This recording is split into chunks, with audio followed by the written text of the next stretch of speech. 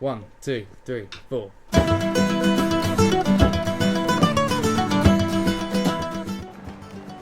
Oh, it is just dismal out here today, but I got what I was looking for.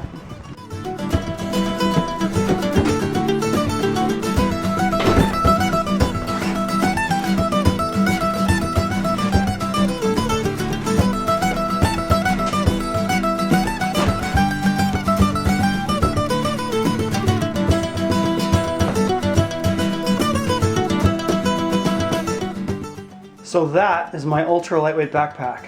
When I walked the Appalachian Trail in 1999, I carried a backpack that weighed 2 times as much as that did total. And the pack itself that I carried weighed 6.5 pounds empty without anything good for me in it. This one weighs 14 ounces. I've gotten this pack back out because I feel adventurous when I have it. And I'm going to be using this on my daily walks, even when the weather is bad, like it is right now here in British Columbia, where it is cold and rainy and sunless. So in 1999, I walked the Appalachian Trail from Georgia all the way to Maine. And actually, I'll show you the way that I did it.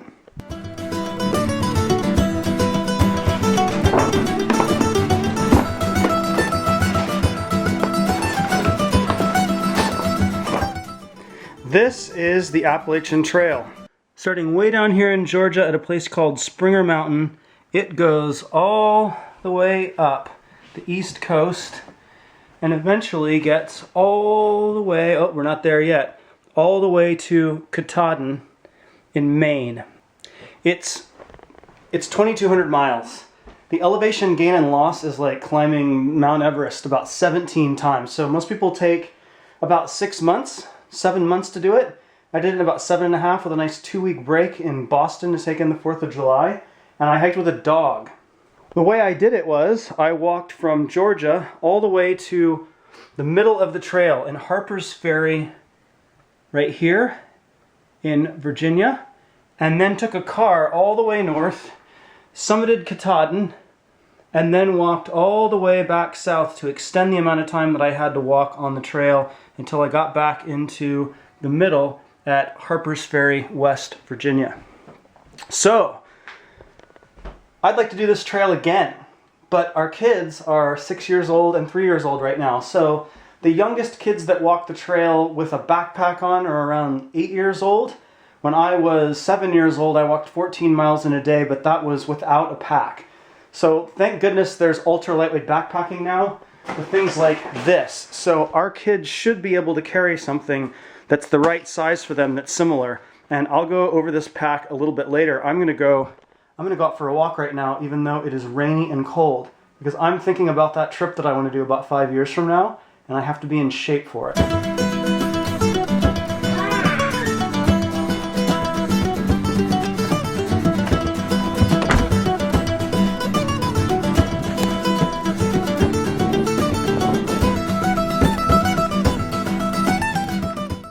So I'm running the Juice Feasting Mastery course right now, and one of the things that I talked with our group about on our private Sunday call this last Sunday, our group call, had to do with keeping moving.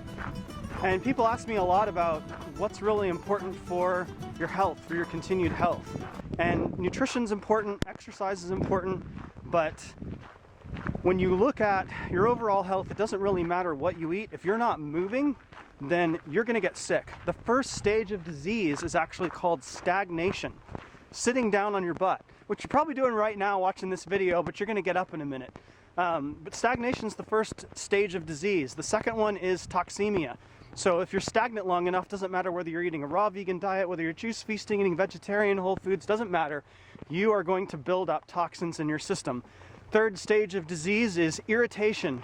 Irritation is kind of like somebody leaving all of their socks all over the floor and their dirty clothes all over the floor, and you look at that for a while and your housemate doesn't clean up and you say, ah, would you pick these things up? You're irritated, and that leads to the fourth stage of disease, which is inflammation. Inflammation tends to thicken tissues. Thickened tissues don't get much nutrition in, they don't get much cellular waste out. So you get what's called induration and ulceration as the fifth and sixth stages of disease. And if that goes long enough, those thickened tissues that aren't getting much oxygen, many nutrients, or much cellular waste out, they develop a fungus. The 7th stage of disease is known as fungation, also known as cancer. This 7 stages of disease process was discovered and taught by the natural hygiene community. Now, I'm not going to get into a discussion about natural hygiene right now, but this is something that I really agree with the natural hygiene movement on. The 7 stages of disease plays out over and over again. Stagnation leads to toxemia, irritation, inflammation, induration and ulceration, which is kind of an advanced thickening or scarring of the tissues, which leads to diminished nutrient supply and release of toxins from that area, and you get a growth of fungus, or you get fungation or cancer. So you've got to move, and you've got to move for your mental well-being, you've got to move for your physical well-being. We've got studies now, very exciting, showing that between taking antidepressants or doing exercise, exercise beats antidepressants every time, except for in the most advanced cases of psychological or psychiatric disorders. So you are guaranteed to feel happy if you move. Now, the 2 stories that I talked about last weekend were about the oldest showgirl in the world and also Dick Van Dyke. You can look it up probably on YouTube, but there was a video of Dick Van Dyke at a red carpet ceremony somewhere, and they said, "Dick, how are you still doing so well?" I mean, Dick's in his 80s. He's married to somebody decades younger than he is. And they said, "Dick, how do you do it? You know, how do you stay so youthful?" And he says, "You just got to keep moving." I like that. Dick is amazing. He keeps on doing his YouTube videos, got lots of young people around him singing. Dick's always engaged, and that's keeping him young. The other story is about the oldest showgirl in the world. So I am married to Katrina. Katrina's mother is married to one of the top ventriloquists in the world. His name's Brad Cummings. You can look him up online. He was on The Late Show with David Letterman before Letterman retired. Smithsonian Magazine calls our first guest one of the world's top ventriloquists. And my God, who would know better than Smithsonian Magazine? I mean, isn't that why they're in business? I think. Ladies and gentlemen, please welcome Brad Cummings and Rex.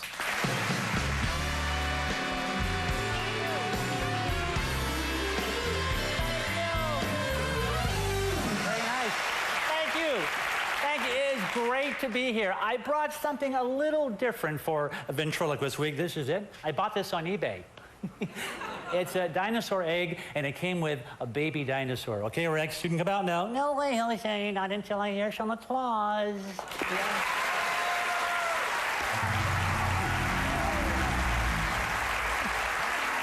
Oh, man. What's wrong? My crack is showing.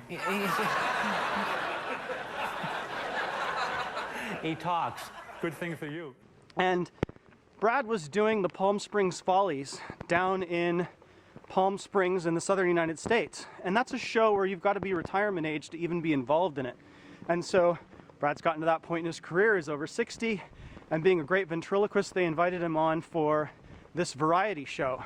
And so one of the key attractions for that show, a couple years running, was the oldest showgirl in the world. She was 87 years old, had amazing legs, and did 1 or 2 shows a day, running through the entire season with all the snowbirds and all the locals down there in the southern United States coming to see the Palm Springs Follies. So they're out with her one night. It's like 1 o'clock in the morning. She's had meat that night, she's drinking shots, she's regaling all the people in this big table, a big circle of people, and she's regaling them with all kinds of stories about her career and her life over many, many decades of doing show business. And Katrina's mother turns to her and says, "So, what's your secret? I mean, how do you keep on doing this at this age?" And she looked at her and she said, "I'm always having fun." So I heard this when I was still a raw vegan, thinking that that was like the pinnacle of nutritional guidance, and nutritional practice. And we'll get into that in another vlog another day about how good it is and then where the limitations are. But that was a real eye-opener for me about nutrition and about health in general and about what you want to do with your life. I'm always having fun. That's movement. That's energy. That's keeping engaged in life. Now, you may not want to be a showgirl. You may want to do something else. But you've got to keep moving, and having fun while you're doing it is really important. Now, when I walked the Appalachian Trail in 1999, there were days, weeks, when the weather was like this. Cold, rainy, not very pleasant to be out in. Knees are hurting, back's hurting, you're dirty, you're scraped up, you've fallen probably several times a day. The pack is sometimes too heavy, and if somebody walked up to you and they said, "How are you doing?" you'd be like, "Ah, I'm really tired." I mean, this was a rough section of the trail, so many pointless ups and downs, what we called PUDs. So many pointless ups and downs, I mean, I'm just really tired. But if they looked at you, or just about any through hiker on the Appalachian Trail doing that 2,200 mile massive journey, they said, "Are you having fun?" "Oh yeah, I'm having the time of my life." Having fun doesn't mean that you're comfortable. In fact, most of the great fun that you have in your life means being slightly uncomfortable, or being uncomfortable to accomplish it. And health is that way. I don't always like to get out and exercise, rebound, do yoga, sneaking in exercise here and there, which is something we'll talk about again later. But I do it because I get the results. Ah! We lost audio because I'm using this camera. This nice little Canon, which actually would work if it wasn't raining, but the rain fell and fell inside of the little microphone. This won't happen again. I will prevent it when I'm out in the future, and I'm going to be getting a much better setup with a DSLR really soon, so this won't occur. But stay with me. It's a great talk for a few minutes here and there in the vlog today.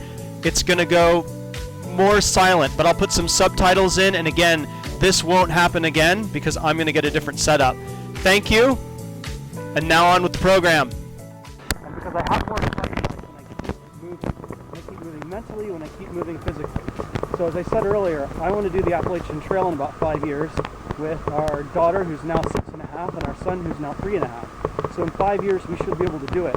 Katrina is all turned on about it, and so we're going to get all of our things in place so that we can do that 5 years from now. I'm going to keep carrying this pack. I absolutely love this backpack. It's made by GoLite. You can't get one of these anymore. I believe GoLite is going out of business, and forgive me GoLite if you're not. But there is a company called Z-Packs that I'll link down below, and they make incredible lightweight packs. So when I get back to the house, I'll talk about just a few elements for fun of what I've done to do ultra lightweight backpacking, which is something that's now available and anybody can do if you simply have the information. I like this pack also because when I look at it, and it's the kind of equipment that when I look at it, I feel engaged. I want to go for a walk. I want to go on an adventure. Think about how many things you have in your life that may be gathering dust, that have been put away in the garage or in a closet somewhere, that were part of an adventure or part of something that when you just looked at that thing, you felt really engaged. This backpack makes me feel that way, and it makes me more inclined, even on a day like this, when it's raining and sunless, cloudy, and cold, go ahead and get out and keep moving.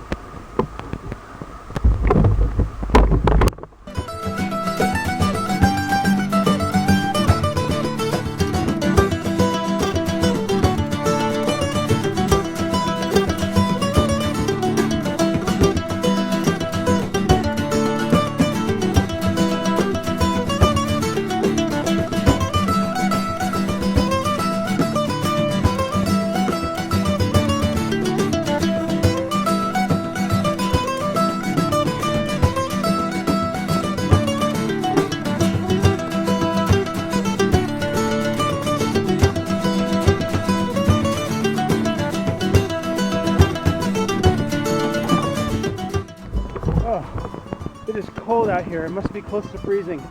Wish it would almost just snow. Well, I've got 11.5 minutes right now. I'm determined to go 30. I don't care.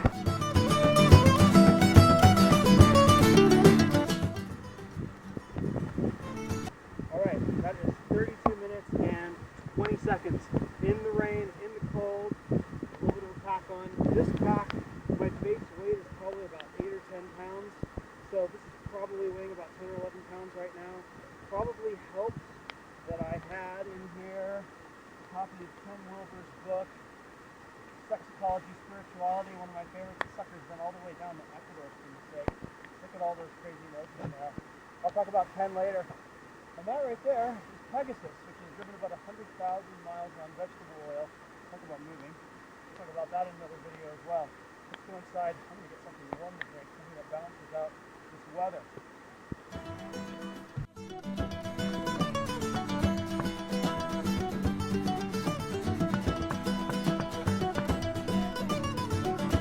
Oh yeah?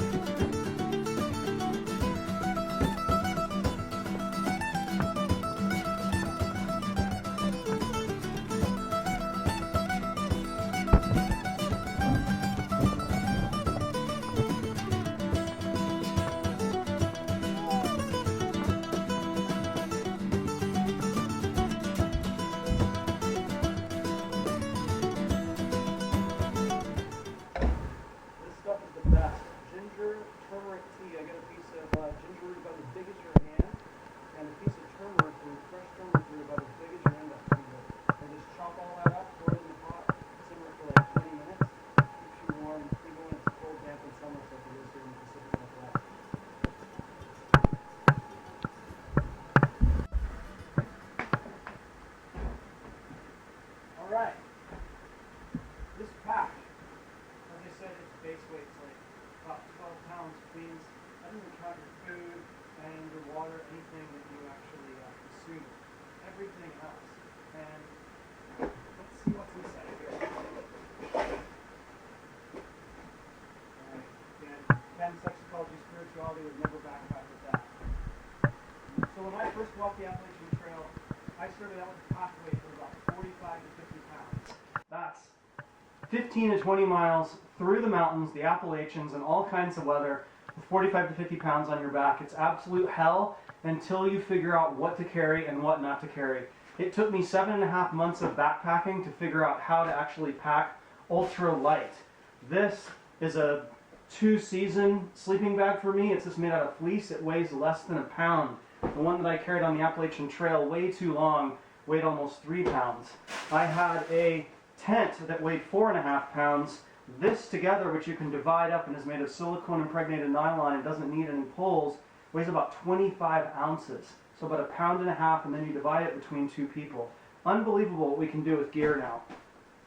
The base of all of the gear, and the reason that you start thinking differently about lightweight backpacking, and it's a nice metaphor for life, is that you start with something like this. Again, this thing empty, some extra, this is bandanas and some matches that are in there that would usually go inside this pot, which I'll talk about in a minute. But when you start out with a pack like this, instead of the big old hunky $350 ones at REI and places like that that weigh about 6.5 pounds, just empty, when you start with something like this that doesn't have any padding in the back, doesn't have a strap on the bottom that goes around your waist to hold the weight up around your waist, and it all rests on your shoulders. When you start doing that kind of a thing, you start thinking very seriously about how to get your pack weight down. What are the benefits? Everybody thinks that you're a day hiker, even if you're walking for like 7 months and over 2,000 miles. The other benefits are this thing actually lets you breathe more easily because you're not so tightly strapped with everything. And you're enjoying every moment of the trail so much more. It means you can also walk further every day. And if you can walk further every day, that means that it takes less time to get from point A to point B, and you don't have to carry as much to get you from point A to point B, which means that you walk faster. And the other benefit, and I don't have them in here right now, is that instead of wearing big old clunky leather boots, you can wear lightweight trail runners.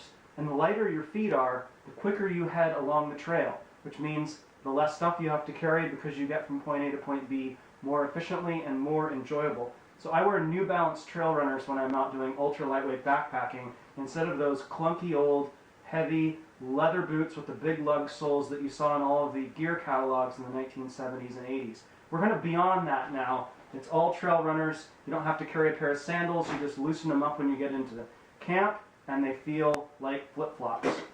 Inside of this is a titanium pot, and in here I have my stove. I made this stove myself. You can look up Pepsi can stoves online.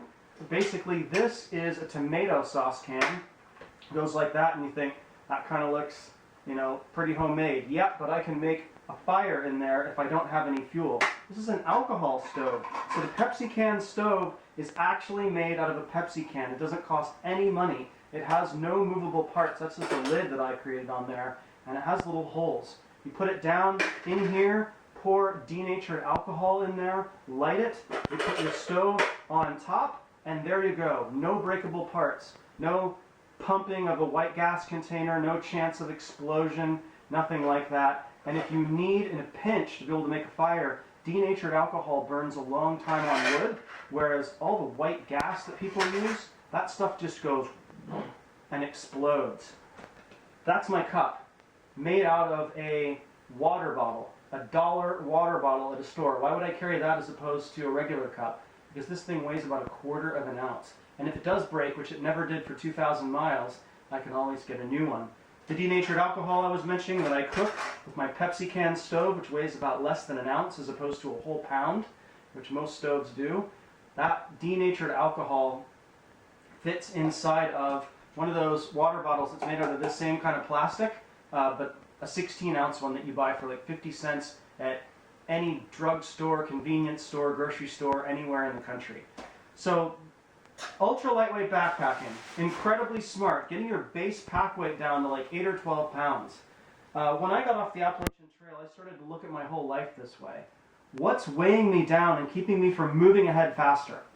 I want to move. Life is about movement. How much stuff do we have that we just don't use, don't need, isn't really benefiting us? I started to look at everything in my life. Can I reduce the extraneous paperweight or the paperwork? Can I reduce the extraneous paperwork? Can I get rid of the stuff in my garage that I don't need? Can I slim down my wardrobe so I don't have more clothes than I actually need? I'm wasting time thinking about what I'm going to wear. I even started just shaving the hair off my head because for me, it's freedom. How can I be free to go ahead and do the work that I'm really here to do? Like juice feasting, coaching, making a hyper-learning program, etc. Making vlogs like this. So think about ultra lightweight backpacking. Go to the website that I've got below, zpacks.com. Makes newer packs like this that weigh even less than this one does now. And think about what adventure you want to go on next. And what is holding you back from getting on that adventure? What do you need to do to get there?